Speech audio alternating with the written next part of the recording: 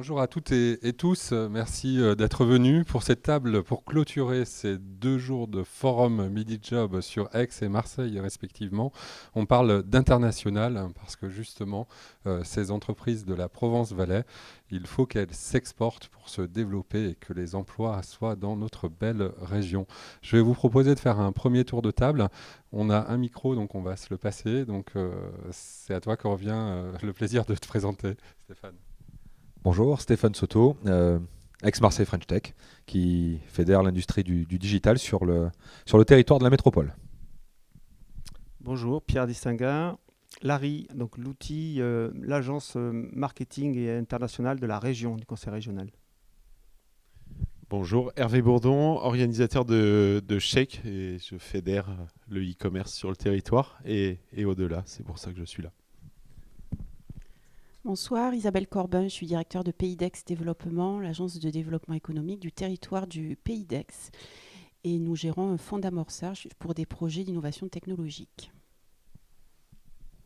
Bonsoir, Philippe Stefanini, je suis directeur général de Provence Promotion, l'agence de développement économique des Bouches-du-Rhône, et notre rôle est de faire venir des entreprises extérieures pour qu'elles installent des activités. Merci Philippe. Jean-François Royer, bonjour. Moi, je suis directeur du développement d'Euroméditerranée, donc l'établissement public qui est en charge de la rénovation du centre-ville de Marseille et qui est une opération de développement économique. Donc un des enjeux, c'est aussi le rayonnement de la métropole et l'attractivité d'investissements étrangers. Ce que je vous propose, c'est de commencer peut-être par les différentes cellules de développement effectivement des pays d'Aix et de Marseille et du quartier de Romette, de parler un petit peu de vos projets d'implantation, les success stories que vous avez pu connaître, parce que très souvent, le grand public, les collaborateurs, et en l'occurrence on est sur un salon d'emploi, les gens qui cherchent un job, n'ont pas forcément conscience de toutes les entreprises qui viennent s'implanter sur notre territoire. Et bien sûr, avec les évidentes, une connotation technique et technologique pour ces entreprises du numérique. Alors peut-être pour resituer le positionnement de Pays d'Aix Développement par rapport à Provence Promotion, nous, PAD, on agit davantage sur l'endogène, c'est-à-dire les projets de développement d'entreprises déjà installées sur le territoire, et on travaille main dans la main avec Provence Promotion qui assure la prospection. Alors le sujet, je crois que c'est pourquoi est-ce que les entreprises choisissent la Provence pour s'implanter. Donc on est évidemment quand même en contact avec des entreprises qui viennent de l'extérieur ou des porteurs de projets qui recherchent un point de chute pour créer leur société. Ce qui regarde systématiquement en premier, c'est évidemment l'écosystème et les références d'entreprises qui sont déjà installées sur le territoire. Donc on met évidemment en avant nos entreprises qu'on considère comme ambassadrices. Et je crois que ça, c'est le point numéro 1 pour une entreprise, de voir quel est déjà le terreau qui est déjà présent sur le territoire. Autre volet important, c'est le potentiel de recrutement et les écoles, le potentiel de ressources humaines. Et sur la métropole, c'est vrai que c'est quand même particulièrement attractif. Voilà, je dirais ces 2 points. Pour démarrer, je vais peut-être passer la main à Philippe. Oui, merci Isabelle. Alors, pour vous donner une idée de l'attraction d'entreprises du numérique sur les Bouches-du-Rhône, annuellement, Provence Promotion, nous accompagnons une vingtaine d'entreprises du numérique, françaises ou étrangères, qui choisissent de localiser une activité. Donc, ce sont des entreprises qui sont soit au stade d'une entreprise mature et qui crée un nouveau département, soit des entreprises qui sont plutôt fondées par des entrepreneurs mobiles géographiquement, qui peuvent être des Français qui reviennent de l'étranger, mais je crois que Pierre Distinguin nous en parlera un peu plus avec Attract Talent, ou tout simplement des start-upers qui ont envie de la France. Alors, la vingtaine d'entreprises, on a des positions un peu particulières dans le département des Bouches-du-Rhône. On est particulièrement attractif, j'ai envie de dire encore, parce que quelquefois on a l'impression que ça appartient au passé, mais ce n'est pas le cas, pour les entreprises du secteur de la microélectronique, puisque en 2015, on a fait 1/3 des implantations d'entreprises étrangères de la microélectronique de la France, dans les Bouches-du-Rhône, et on est particulièrement attractif pour les opérateurs Internet et Télécom, puisqu'on a fait 60% des implantations étrangères en 2015 en France, dans les Bouches-du-Rhône. Voilà. Donc ça, c'est pour donner des spécificités. Ça ne veut pas dire que ce soit les 2 seuls secteurs sur lesquels nous prospectons ou que les entreprises qui nous choisissent soient uniquement de ces 2 secteurs-là, mais ça donne une idée de ce que cela veut dire. Voilà, donc c'est un premier éclairage. Et sur la vingtaine d'entreprises, on va dire que les pays étrangers les plus présents, ça reste quand même les États-Unis, qui reste le premier pays qui nous envoie des entreprises chaque année. Après la France, hein. D'abord on vit d'entreprises nationales qui viennent s'établir, mais tout de suite après la France, ce sont les États-Unis. Et après en Europe, nos meilleurs alliés restent quand même les Allemands. Voilà, donc c'est vrai que si vous parlez allemand, c'est un plus, hein, parce qu'il y a un certain nombre d'entreprises familiales allemandes. Alors les entreprises familiales allemandes, ce n'est pas les entreprises familiales françaises, hein, c'est des boîtes qui font entre 50 et 200, 300 millions d'euros de chiffre d'affaires et qui s'intéressent de plus en plus au sud de la France. Elles connaissaient surtout la région parisienne historiquement pour leurs filiales françaises, mais elles se sont rendues compte que là où se font les nouvelles technologies en France, c'est plutôt dans une ligne au sud de Bordeaux-Lyon. Et donc, elles veulent prendre des positions en se plaçant, des centres de développement ou en mettant les filiales commerciales France de plus en plus au sud de cette ligne. Elles ont un frein, c'est que la pratique de l'allemand en France est en diminution. Donc forcément, si vous pratiquez l'allemand, vous avez un plus. Et là, il faut nous en parler. Et je suis avec Salima Chelabi qui doit être dans la salle ou qui est dehors, qui est là. Voilà, le cas échéant, qui est notre chef de projet pour les implantations d'entreprises, qui pourra éventuellement être en contact avec vous après l'atelier. Peut-être Jean-François, pour dire ce qui se passe un petit peu autour de Romed. Le territoire d'ailleurs de Romed s'est plutôt agrandi. On a parlé précédemment, dans l'étape précédente, de Smart City et des beaux projets effectivement qui peuvent naître. C'est beaucoup d'entreprises aussi internationales qui arrivent ou des entreprises qui arrivent à s'exporter. Quelle est la dynamique ? Merci. Oui, alors effectivement, c'est vrai que Euroméditerranée a fait depuis longtemps le pari des entreprises du numérique. Hein. Le lieu dans lequel on est d'ailleurs en témoigne, hein, puisque le pôle média a été imaginé. D'ailleurs, Philippe y a largement contribué par Euroméditerranée. Et la volonté, c'était de créer une chaîne de valeur pour pouvoir accueillir des startups, des petites entreprises qui allaient grandir et devenir des champions. Et on en a quelques-uns qui sont nés ici et puis qui ont continué à se développer ou sur place ou dans le quartier central des affaires. Je pense par exemple à une entreprise comme Digitic que tout le monde connaît et qui a ensuite été rachetée par un grand groupe qui est Vivendi et qui continue à se développer, à recruter et qui est en pleine croissance. Alors, on a une particularité sur Euroméditerranée, c'est qu'on développe un morceau de ville et c'est vrai qu'on a une ambition qui est d'en faire un modèle de Smart City méditerranéenne. Et pour le faire, on monte des partenariats industriels avec et des grands groupes, c'est-à-dire les grandes du BTP, de l'énergie, des services d'ingénierie et des plus petites entreprises qui vont amener des briques technologiques pour amener du service sur l'offre de mobilité, sur la gestion d'une e-conciergerie, sur du foisonnement de parking, sur des services pour améliorer l'efficacité énergétique des bâtiments. Et donc ça, c'est une vraie façon de mettre à disposition d'entreprises des marchés. Alors, où c'est des entreprises locales qui se développent et qui ensuite, parce qu'elles ont fait la preuve que le dispositif fonctionnait ici, peuvent exporter l'innovation qu'elles ont déployée vers d'autres marchés, et on les accompagne pour ça c'est l'export. Et puis c'est aussi l'occasion d'attirer des entreprises exogènes qui ont ici un terrain de jeu, l'accès à des marchés et qui vont pouvoir se développer avec un enjeu pour nous derrière de les implanter et qu'elles s'installent sur le territoire. Et donc ça, c'est une vraie stratégie qu'on partage au niveau métropolitain et pour lequel on se donne aussi des outils pour aller chasser ces entreprises, mais ça, on aura peut-être l'occasion d'en reparler avec Philippe.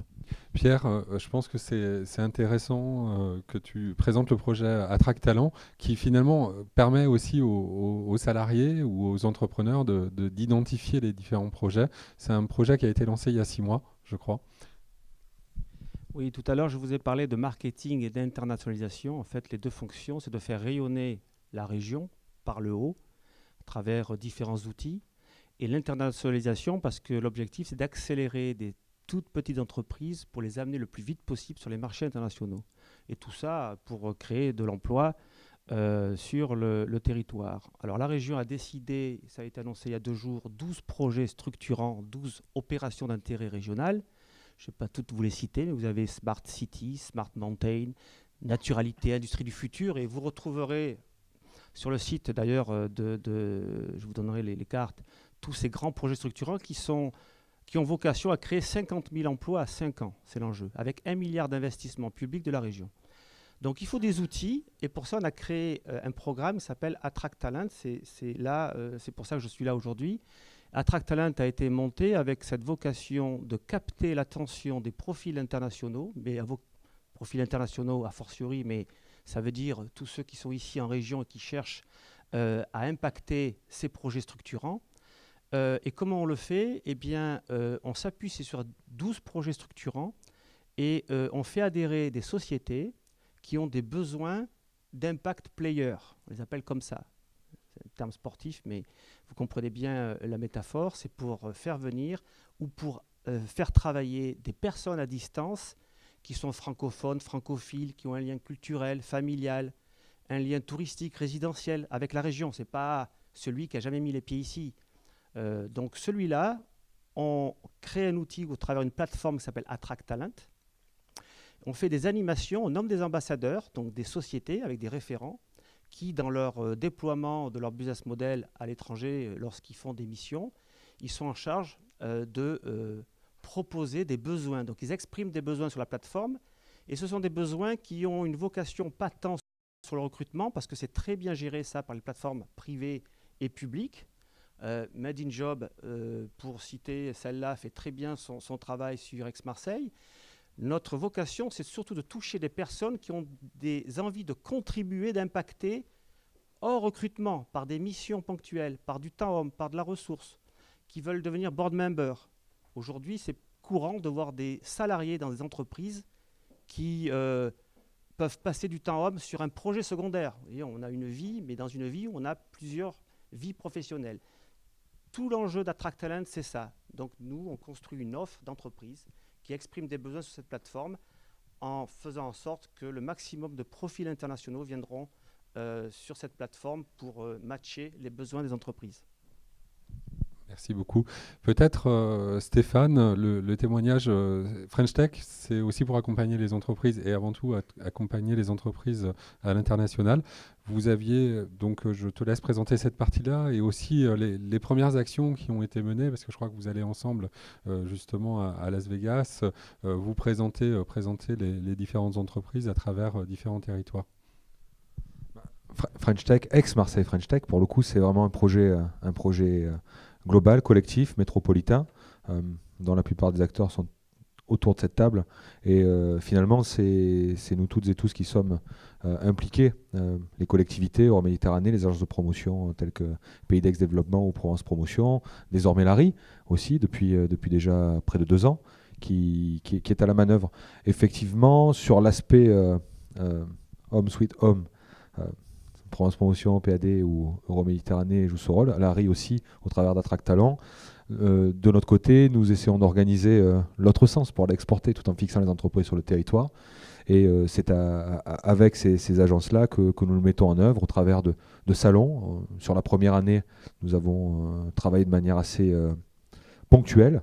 Cette nouvelle année, puisqu'elle a démarré pour nous, on n'est pas sur l'année civile, mais cet été, ça va être de manière beaucoup plus structurée. Exemple CES de Las Vegas 2017, où nous amènerons 16 entreprises, je pense, 16 startups de la métropole. Le pôle SCS va amener 6 entreprises supplémentaires.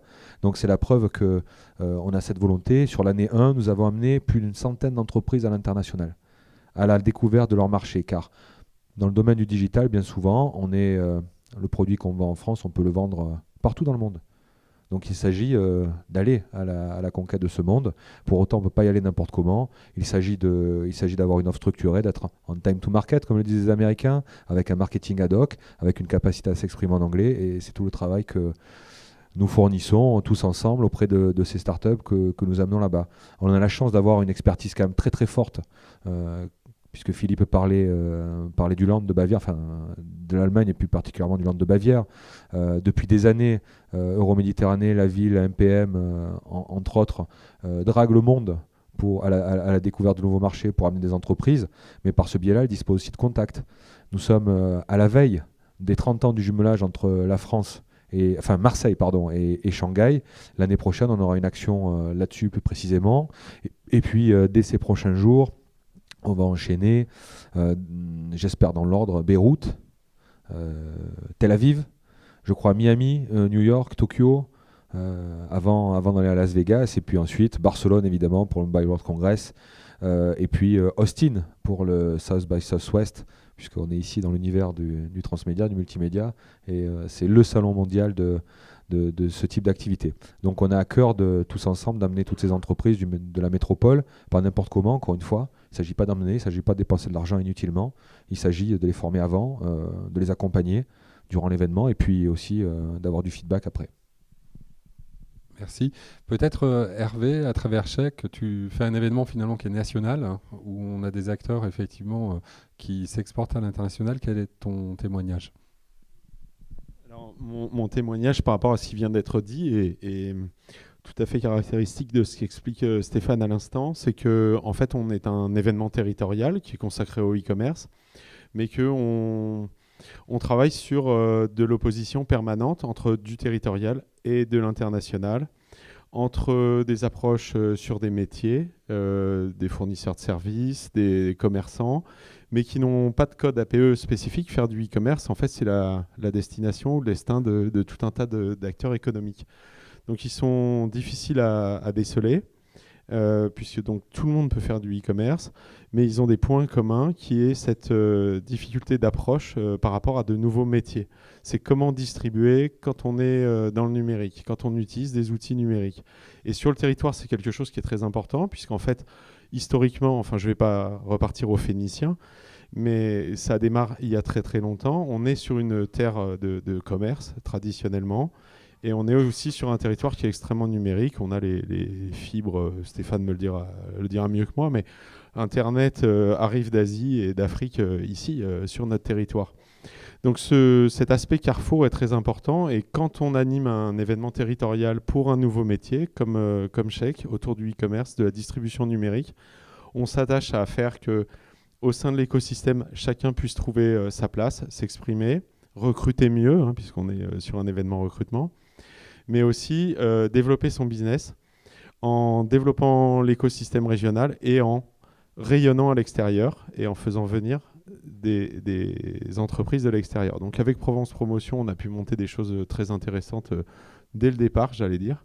Des tournées de start-up qui venaient, qui étaient bien accueillies, c'est vrai, qui pouvaient voir que s'implanter dans la région, c'était quelque chose, ça pouvait être un atout en termes économiques et surtout humains, parce que je pense qu'il y a une part de feeling qui n'est pas du tout anecdotique.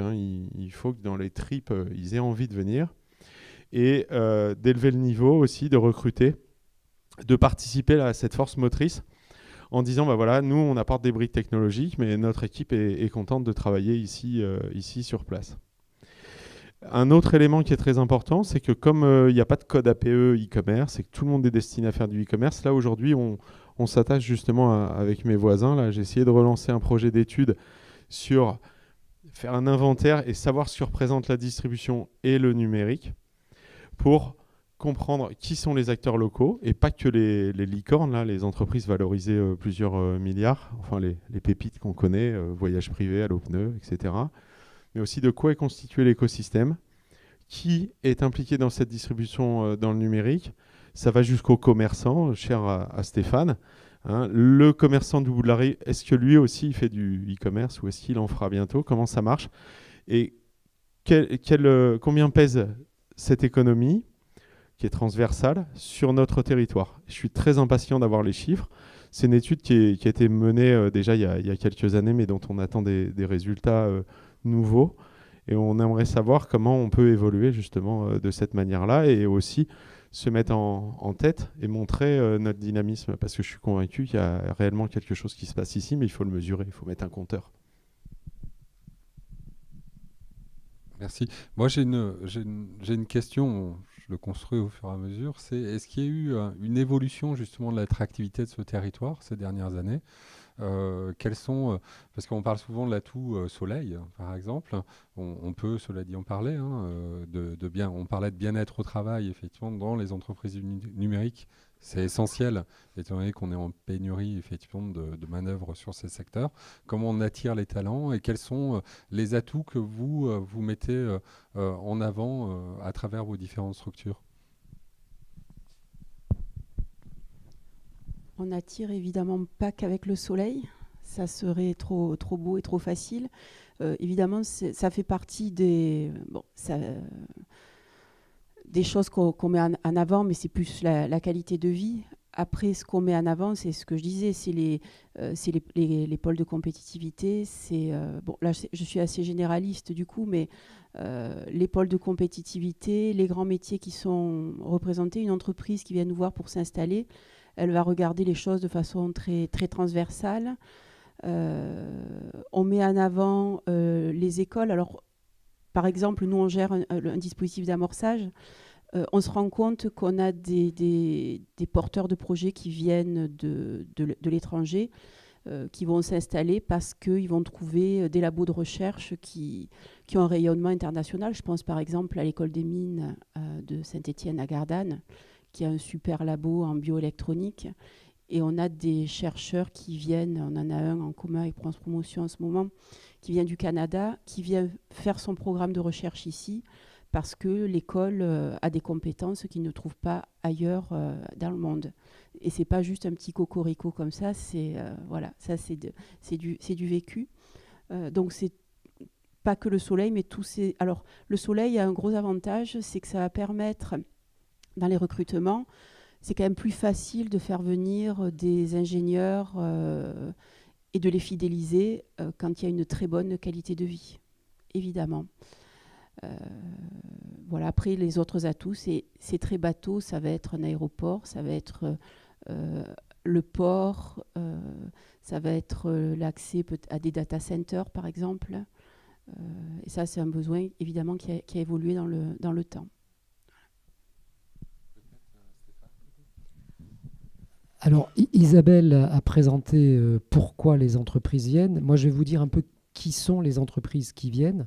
Alors, dans le numérique en particulier, chaque année, en Europe, il y a de l'ordre de 700 entreprises du numérique qui choisissent d'investir en dehors de leur pays. Donc ça, c'est notre cible de choix, puisque pour des raisons de développement, de recherche de compétences, de couverture de marché, elles ont l'intention de dépasser leurs limites de frontières.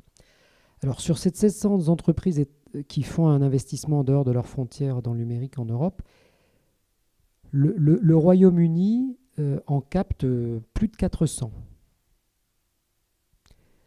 Et la France en capte 70. Donc effectivement, vous voyez qu'il y a un ratio qui est très très différent.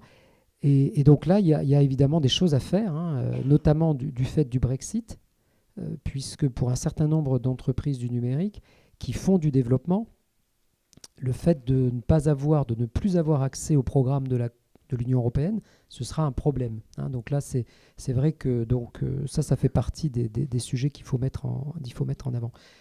Alors, si on regarde sur une période des dernières années, l'attraction d'entreprises dans les Bouches-du-Rhône, il y a Provence Promotion, les résultats, c'est entre 50 et 70 entreprises extérieures qui localisent une activité chaque année avec nous.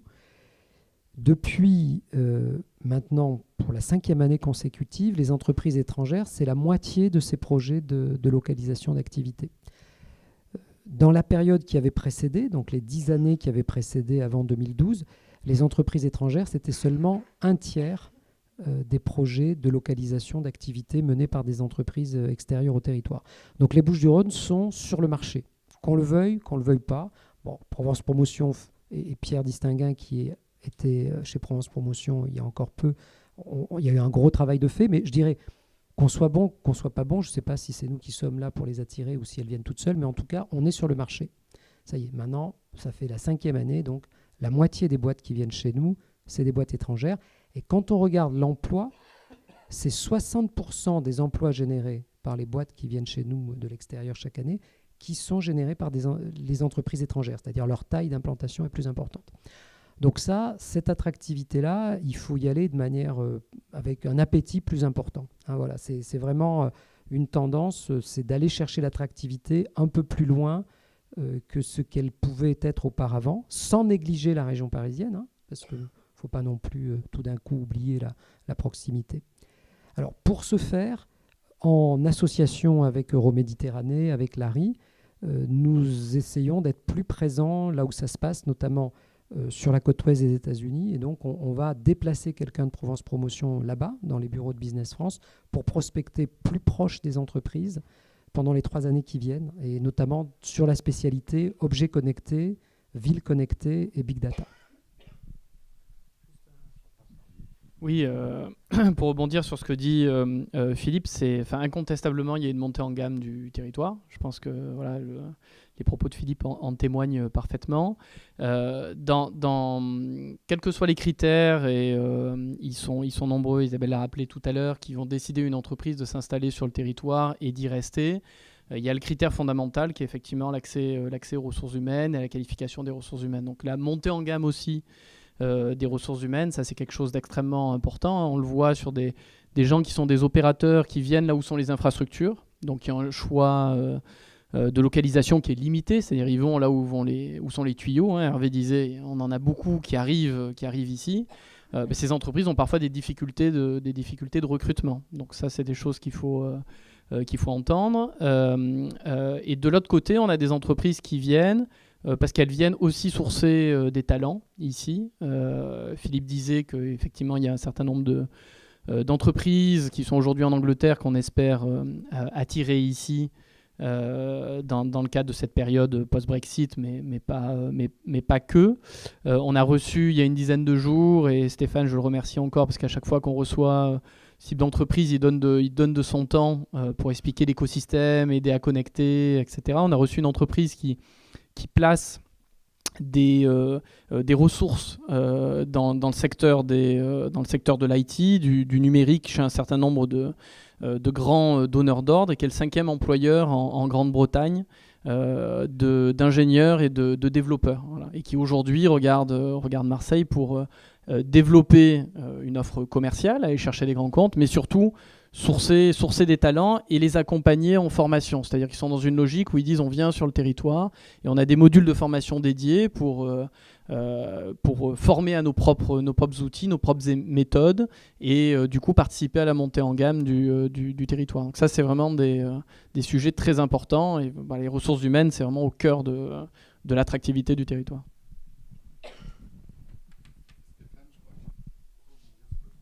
Oui, effectivement, ce que dit Jean-François est tout à fait vrai. On observe un véritable changement dans la perception qu'ont les entreprises étrangères de ce pourtour là, méditerranéen, puis particulièrement de ce territoire métropolitain. L'exemple que tu as donné est parfait, effectivement. On voit une boîte anglaise avec une croissance très très forte qui d'un coup se dit je vais venir en France. Alors évidemment Paris, puisqu'ils ont des clients naturels dans le domaine bancaire. Et juste après Paris, c'est Marseille. Ça vaut aussi pour la France, quand on a une école comme Webforce 3 qui est installée historiquement à Paris et qui est prospère. Eh bien, Webforce 3 se dit, après s'être installé à Paris, où j'ouvre 2 écoles en même temps, quasiment, sur Marseille puis sur Aix. C'est pas anodin. Quand le patron de Cisco, John Chambers, enfin l'ex-patron de Cisco, dit que la France est the place to be, l'ambassade américaine en France, du moins ses services économiques, lui répondent que le cœur du réacteur, c'est ici.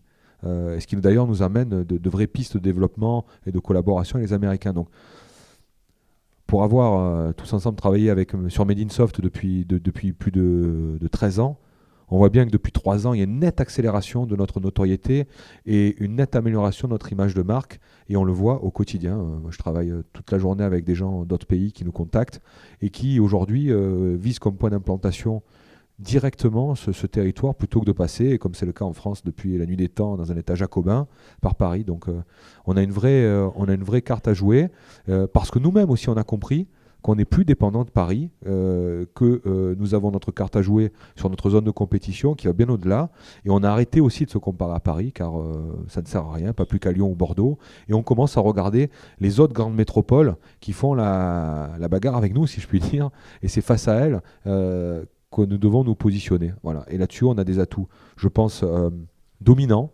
dans le domaine du digital, dans son ensemble.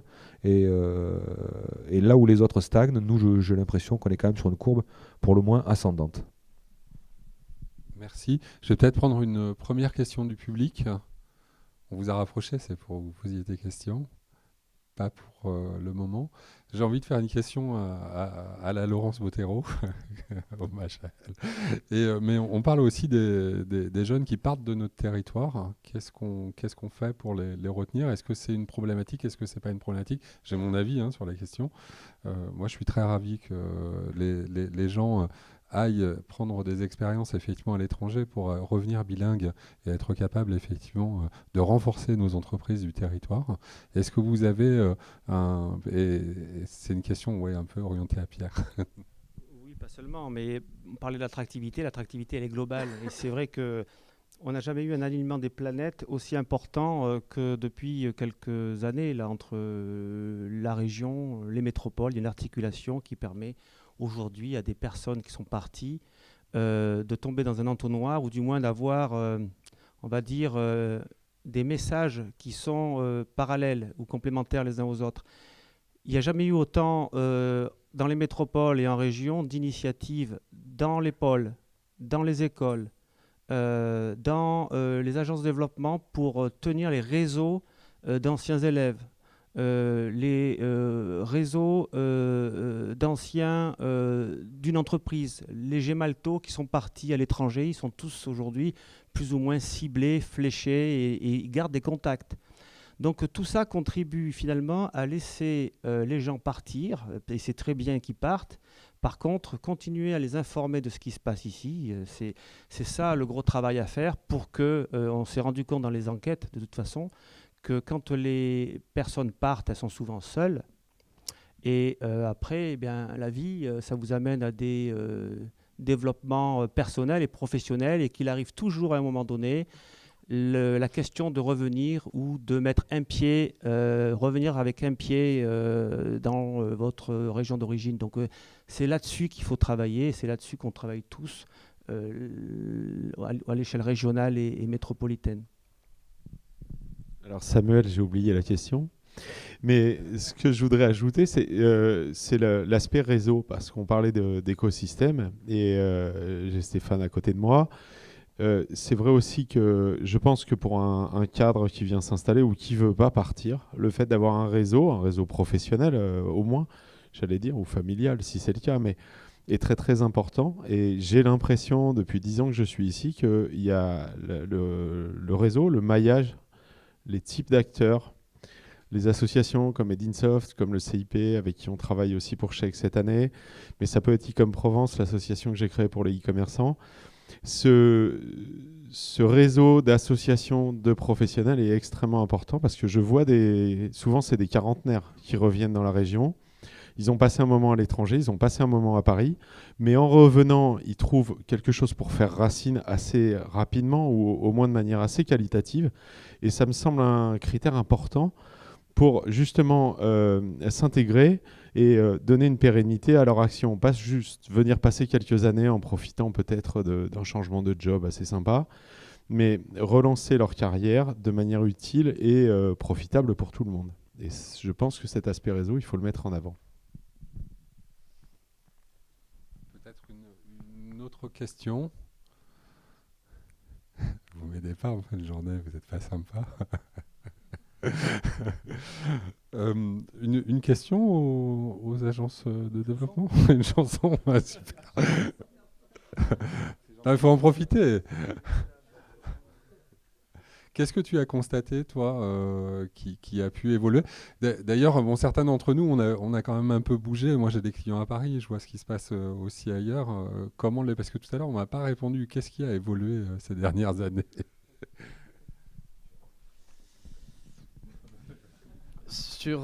Alors sur ça, on a dit que des choses positives. Alors je vais essayer de dire un truc négatif. Hein. C'est pas de mon tempérament, mais donc pour ce qui est des Français qui quittent, qui s'expatrient, Donc c'est clair qu'on essaie de regarder les choses positivement, et il y a moyen de le faire parce qu'il y a un certain nombre de Français effectivement qui prennent une expérience à l'étranger, qui sont aujourd'hui à des postes de très très grande responsabilité dans les plus belles boîtes internationales et voilà, chez les GAFA. Et donc ça, pour nous, c'est un accès réseau qui est quand même assez exceptionnel. Il y en a un certain nombre qui font le choix de revenir. Donc ça, en plus, ils sont accompagnés à des programmes d'accompagnement dédiés pour le faire. Maintenant, c'est vrai que lorsqu'on a des entreprises, moi j'ai en tête je parlais de Digitic tout à l'heure, les fondateurs de Digitic. Avant ça, ils ont monté une boîte à Marseille qui s'appelait Mobivillage, qu'ils ont revendu à des Japonais, qui est une boîte qui continue à se développer. Ensuite, ils ont créé Digitic, qu'ils ont revendu. Et la troisième, ils l'ont pas faite ici, ils l'ont faite au Canada. Alors ça, forcément, on est tous un peu malheureux dans ce cas-là, d'avoir des gens qui ont ces talents-là et qui s'en vont. Donc ça veut dire que la question de la montée en gamme du territoire et de l'attractivité de la France, c'est une vraie question qui se pose, sur laquelle on a encore tous du travail à faire. Maintenant, la montée en gamme de ce territoire, elle est réelle. La compétition, elle est très dure, hein. Stéphane le disait tout à l'heure, Philippe aussi. Quand on a à Paris des incubateurs qui s'ouvrent avec plus de places qu'il y a de startups qui se créent chaque année en France, bon, on sent bien que pour en avoir un petit morceau du gâteau à Marseille, il va falloir se battre extrêmement fortement. Alors, c'est quand même le gros changement, je pense, sur ce territoire, c'est qu'on a une métropole qui s'est constituée, c'est tout frais, hein, c'est depuis le 1er janvier. Mais on a aujourd'hui une unité de commandement à l'échelle de la métropole, d'un territoire de 2 millions d'habitants, ce qui permet d'avoir des stratégies économiques, de transport, qui sont pensées avec une vraie cohésion à l'échelle de cette grande métropole ex-Marseille. Et ça, c'est un vrai changement. Alors, on le perçoit un petit peu maintenant, mais voilà, ça va être manifeste dans les années qui viennent. Et ça, nous, c'est un vrai atout en termes de promotion du territoire. Donc ça, c'est vraiment un changement considérable. L'attractivité, je disais qu'elle était globale, et effectivement, on parle d'attractivité par la culture, attractivité par le numérique, attractivité par le patrimoine, attractivité par le sport. Et vous voyez qu'aujourd'hui, tout le monde concourt à emporter des labels. Et ce ne sont que des labels, mais les labels emmènent des personnes, des entreprises, des écosystèmes, des territoires dans des aventures. On a vu que pendant les années 2000-2005, il y a eu la montée en puissance des croisiéristes. Hein, vous voyez tous aujourd'hui ces touristes. Donc cette attractivité touristique, elle nous a permis d'atteindre à Aix-Marseille la place de numéro 1 dans le champ des croisières. 2013, la culture, remontée en gamme d'un cran. 2017, capitale européenne du sport. On va pouvoir parler du sport, non pas pour le sport qu'on y pratique, bien sûr que ça va permettre d'améliorer les infrastructures, mais ça va surtout permettre de remettre le sport au cœur d'une action vers l'attractivité économique aussi, parce que le sport, c'est de l'économie, il y a des événementiels, avec en perspective 2024, hein, si en 2017, on a la chance d'être qualifié, on aura un bel axe Paris-Marseille, pour le coup, on sera dans les radars largement au-delà des compétitions de voile. Donc l'attractivité, effectivement, il faut la travailler sur tous ces angles et avec tous ceux qui sont en charge de ces écosystèmes respectifs. Barcelone, oui, tu as raison Stéphane, Barcelone, Vancouver, Salt Lake City, ce sont des villes qui ont accueilli des JO et qui ont derrière les JO capitalisé énormément. On voit bien Londres. Alors Londres, bien sûr, vous allez me dire c'est hors norme, oui, mais sauf que Londres a profité des JO pour créer un monde numérique avec des nouvelles infrastructures permettant de rendre Paris un petit peu jaloux et heureusement pour nous, ça nous a permis de lancer la French Tech, entre autres, et de le repasser devant. Vive le sport. Donc la boucle est bouclée, on a parlé de bien-être pendant cette journée. On a parlé de travail, d'emploi, des pépites. Il y avait plus de 50 entreprises effectivement qui étaient présentes aujourd'hui pour présenter leurs différents jobs. On avait travaillé aussi, il y a des sous-commissions dans ce Forum Made in Job, donc je tiens à remercier aussi les équipes, vos équipes, de contribuer à la réflexion ensemble. Il est né un certain nombre d'initiatives l'année dernière en 2016. Cette année aussi, alors je ne peux pas les nommer parce que moi j'aime bien quand elles se concrétisent. Donc on verra en 2017 ce qu'on a réussi à monter entre les deux. Je vous remercie énormément d'être venu et je vous laisse le mot de la fin de clôture de ce Forum Made in Job, Stéphane. On va laisser à Isabelle le mot de la fin. Alors, puisque vous me laissez le micro, je vais peut-être en profiter pour une petite actualité, puisque l'entrepreneuriat est quand même au cœur du développement du territoire et on parle numérique, donc je profite. On ouvre un lieu à partir du 4 novembre en centre-ville d'Aix-en-Provence, qui est un lieu qui fait partie de la feuille de route Aix-Marseille French Tech, donc qui faisait partie de notre dossier de candidature. Donc ce lieu ouvre donc, en novembre et il vise à favoriser l'émergence de projets de création d'entreprises dans le numérique et l'innovation en général, avec un Fab Lab qui est mis à disposition pour prototyper les différents projets et les tester, un espace de coworking, de co-créativité et une project nursery. Voilà. Donc les âmes d'entrepreneurs seront les bienvenues. Voilà. Oui, merci Jean-François. Donc c'est le carrefour de... Oui, bravo. Le carrefour de l'innovation et du numérique, 100 rue des Bœufs à Aix-en-Provence. Voilà. Rendez-vous pour Chèque le 11 et 12 mai. La COG bientôt sur Euromed. Il faut un petit peu attendre. Des étudiants ont monté une imprimante, créé une imprimante 3D le 22 qu'ils ont remis à André entre midi et 2. Donc tu as déjà un objet qui pourra être partagé par tous. Tu ne le savais pas. C'est le cadeau du soir. Dans les Innovation Day qui est le 20 octobre, ici même. Oui, le soir, soirée Syntec. Tout ça. Et je vous remercie. On peut applaudir cet intervenant. Non, merci beaucoup.